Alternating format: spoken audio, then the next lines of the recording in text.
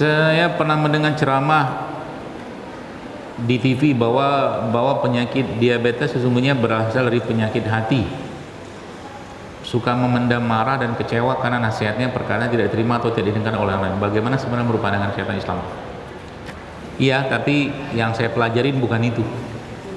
Ya, ada relate-nya, ada sambungannya, cuman spesifiknya bukan itu.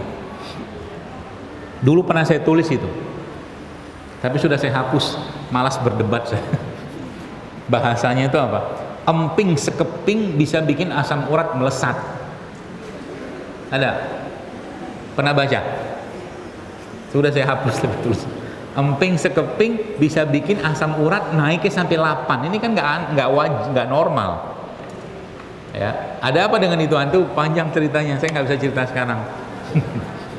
Yang jelas apa tuh namanya, penyakit hati itu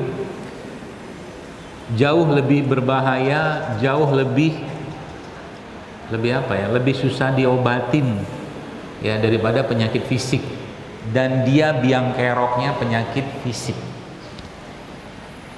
Maksud saya gimana, atau maksud dokter gimana gitu kan? Banyak bu penyakit hati itu, bukan cuma marah, benci, dendam, bukan. Banyak. Merasa tidak dihargain itu penyakit. Merasa rendah diri itu penyakit. Merasa aku ini siapalah itu penyakit. Ya. Atau ya banyak lagi merasanya itu. Makanya kalau Anda pahami, ya kan konsep sehat dalam Islam itu kan sudah pernah dijelaskan berulang-ulang itu, bahwa sehatnya manusia itu kata Rasulullah SAW adalah dari hati, kan gitu kan, sudah dengar hadisnya kan. Cuman maksud atau kita menerjemahkan ini apa? Ya, contohnya mungkin bisa jadi muncul tumor gara-gara kebencian, bisa jadi muncul tumor atau kista gara-gara tidak dapat kasih sayang, bisa penyakit kan, penyakit. Jadi bahasannya itu panjang sekali, termasuk juga dengan tadi emping sekeping tadi itu, ya kan urusan sama ginjal.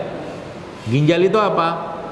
Ya organnya kita itu dia punya emosi juga. Setiap organ tuh punya emosi, ya emosinya apa? Macam-macam. Ya contoh. Coba nanti iseng-iseng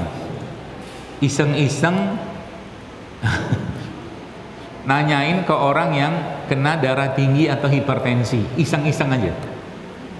Ya, dari katakanlah Anda 10 orang hipertensi, coba Anda tanyain. Pertanyaannya ada 2 yang Anda tanya sama dia. Pertanyaan pertama adalah, Anda sering nggak percayaan sama orang ya? Yang pertama. Nanti lihat jawabannya kayak apa. Yang kedua, Anda sering curiga nggak sama orang atau sesuatu?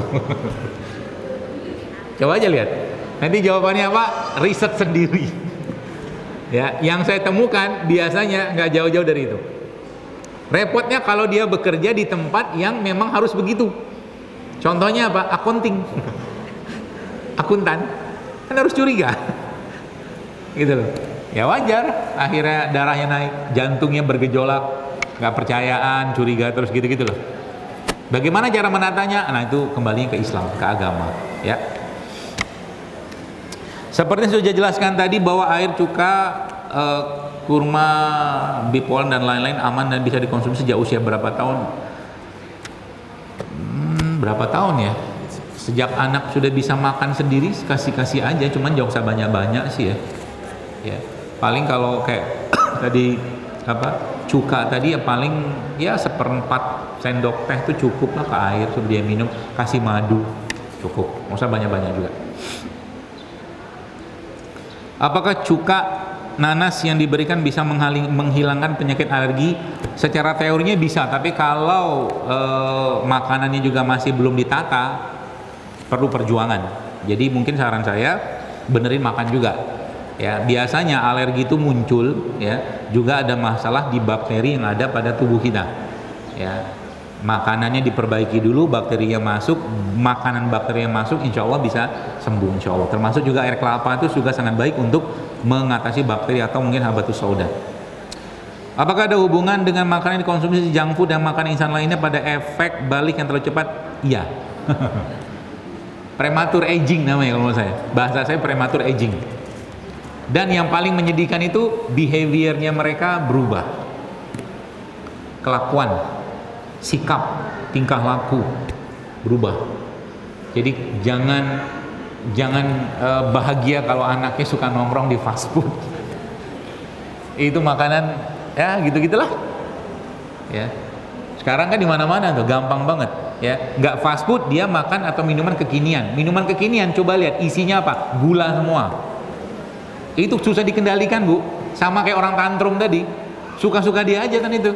Nggak bisa diomongin, nggak bisa nasihatin gitu loh. Jadi makanan itu mempengaruhi perilaku? Iya.